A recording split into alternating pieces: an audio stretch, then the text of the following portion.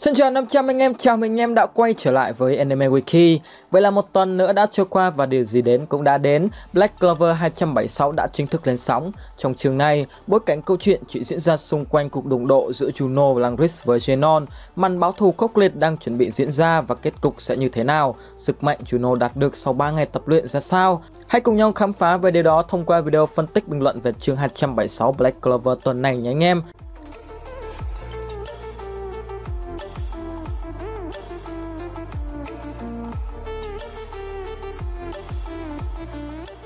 Trong chương trước, sau khi đột nhập vào lâu đài Space, các đoàn trưởng đã chia thành 3 hướng để tiếp cận Killer Force và từ đây thì các cặp đấu cũng được chia rõ ràng. Theo đó, Dante sẽ có trận đấu vô cùng hấp dẫn với Nux và Jack, Vanica tiếp đón Charlotte và Ryu. Cuối cùng bộ đôi Juno Langris sẽ đụng độ với Zenon. Mở đầu 276 vẫn là hình ảnh quay lưng với cả thế giới thường thấy của thanh niên Zenon. Nếu anh em để ý sẽ thấy đằng xa của căn phòng là 2 chiếc ghế.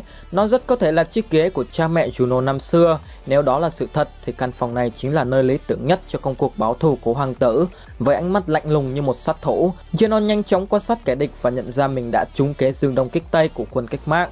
Bất ngờ hơn nữa khi kẻ đang đứng trước mặt hắn là Juno, người tưởng chừng đã bỏ mạng ở kim sắc nhật xuất 4 ngày trước. Những thằng chết hụt thường hay sống lâu. Không nhiều lời, Juno nhanh chóng mở đầu trận chiến bằng kỹ năng cậu đã luyện tập trong chương 272 trước đó. Chúng ta có thể thấy uy lực của nó lớn đến mức khoét được cả những lỗ thủng trên bức tường đá như thế này.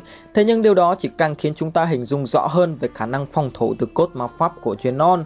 Hơn nữa, khác với lần đối đầu trước đó ở trụ sở kim sắc nhật xuất, trong trận tái đấu này với Juno, Zenon đã kích hoạt hắc hình từ rất sớm. Đây là trạng thái ở mức 55% sức mạnh hắc ám. Điều đó cũng chứng tỏ rằng hắn ta công nhận thực lực của đàn phó kim sắc nhật xuất.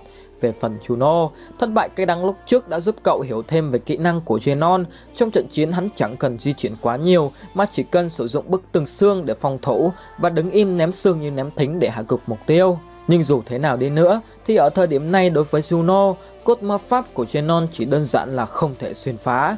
Khi còn cứng bất lực thì đồng đội sẽ khai thông. Sau khoảng thời gian bôn ba tu luyện giang hồ, Langris quay trở lại và lợi hại hơn xưa gấp nhiều lần. Cậu ta nhanh chóng triệu hồi những khối cầu ma pháp và tấn công Zenon. Nói về sức mạnh của Langris thì nó thuộc loại ma pháp không gian tấn công rất hiếm gặp. Nếu Finron có thể thao túng không gian bằng cách mở những cánh cổng đến một địa điểm khác, thì ma pháp của Langris cho phép cậu ta xóa bỏ mọi thứ, kể cả là ma pháp của đối thủ trên con đường nó đi qua. Và tùy theo mức độ năng lượng sử dụng mà phạm vi ảnh hưởng của nó càng lớn. Trong khung ảnh này, anh em có thể thấy khối cầu đã bao mòn hoàn toàn mặt đất trên đường bay của nó. Khả năng của Langris là không bàn cãi. Và so với số lượng pháp sư không gian ít ỏi trong Black Clover, không quá bất ngờ khi Zenon nhận định cựu đoàn phó kim sắc nhật xuất là pháp sư không gian mạnh nhất, đương nhiên là trong trường hợp không có hắn ta. Để chứng minh nhận định đó, Zenon đã sử dụng sức mạnh ác ma của hắn và tạo ra một vùng không gian tuyệt đối, nơi có thể vô hiệu hóa hoàn toàn ma pháp và các đòn tấn công của đối thủ. Ngay lập tức những quả cầu năng lượng của Langris dần biến mất và chưa dừng lại ở đó. Với mục đích biến chiến địa thành nghĩa địa cho hai thanh niên kim sắc nhật xuất, Zenon đã kích hoạt một vùng không gian bao trùm cả căn phòng rộng lớn.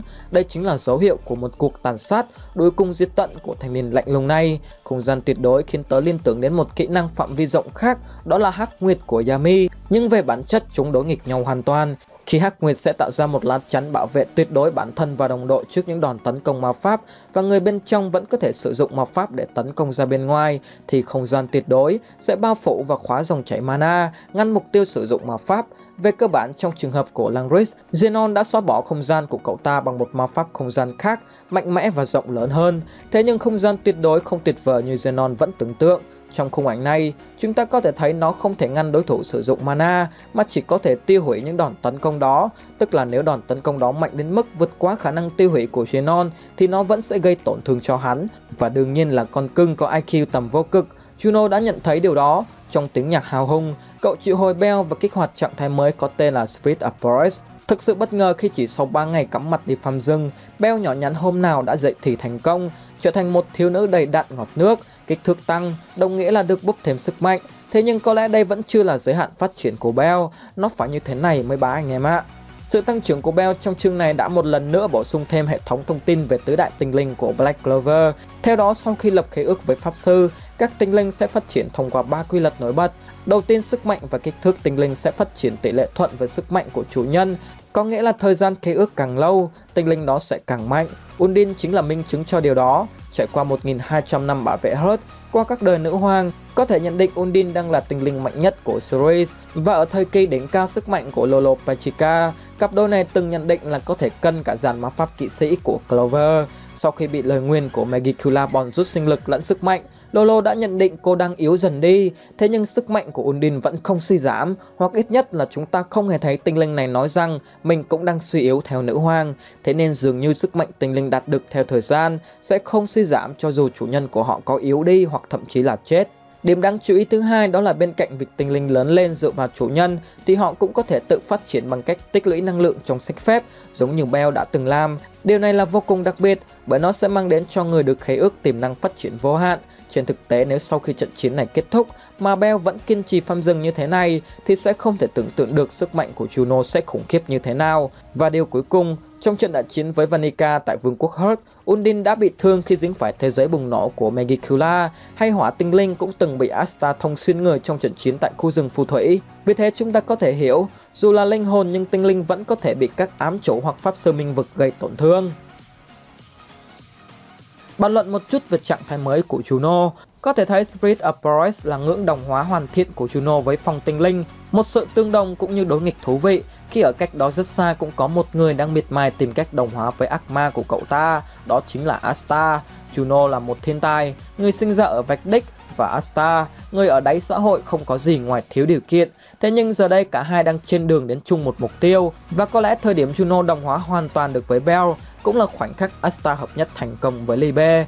Đó là một chân lý rất đẹp của anime nói chung và Black Clover nói riêng, nơi tài năng không phải là tất cả, mà nếu bạn có xuất phát điểm thấp thì hãy không ngừng nỗ lực và kiên trì, thành công sẽ đến vào một ngày nào đó không xa. Đương nhiên là ngoại trừ pha hứa hẹn dọn sẵn cái máng xuyên quốc gia của ông anh nào đó già nhé anh em. Ngoài ra thì có những thông tin khá thú vị về Spirit of Boreas của Juno, 2 cánh, 1 thương và chiếc vương miện hoàn chỉnh. Rõ ràng đây là trạng thái phù hợp với người thừa kế tương lai của vương quốc Space. Nhưng ngoài ra anh em có biết Boreas trong Spirit of Boreas là tên của một trong 4 vị thần gió, phục vụ dưới trướng của bậc thầy gió Aeolus trong thần thoại Hy Lạp. 4 vị thần này tượng trưng cho 4 hướng đông tây nam bắc và gió của 4 mùa trong năm.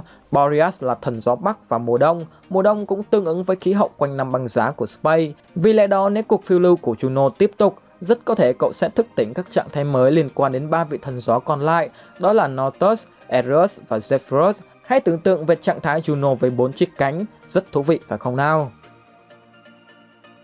Quay trở lại với chương 276, nguồn năng lượng tỏa ra từ Spirit of Boreas của Juno mạnh mẽ đến mức nó tạo ra một sức ép khủng khiếp về phía Zenon. Hắn ta nhận ra sự nguy hiểm và nhanh chóng tung ra hàng loạt đòn tấn công về phía Juno. Thế nhưng giờ đây không gian tuyệt đối của Zenon đã nhanh chóng trở thành nơi gieo rắc nên nỗi tuyệt vọng cho hắn.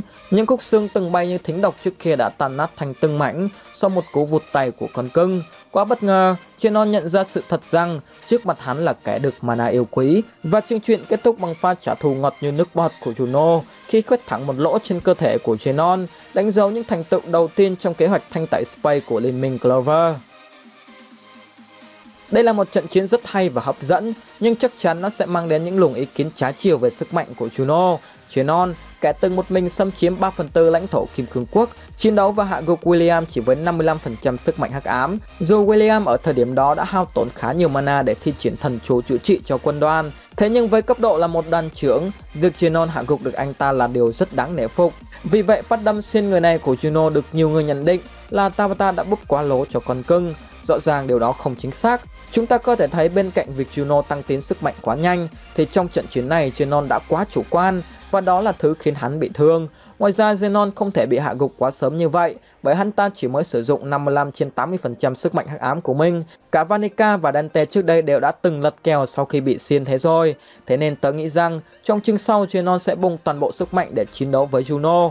Ngoài ra rất có thể Tabata sẽ đan xen những khung cảnh hồi tưởng để qua đó khắc họa câu chuyện quá khứ của từng thanh niên hắc tam, cũng như mang đến cho chúng ta cái nhìn rõ ràng hơn về cha mẹ của Juno, về khoảng thời gian 16 năm đóng băng của vương quốc Space. Còn bây giờ video của tớ xin được kết thúc ở đây. Cảm ơn anh em đã lắng nghe, xin chào và hẹn gặp lại anh em trong những video sau của Anime Wiki.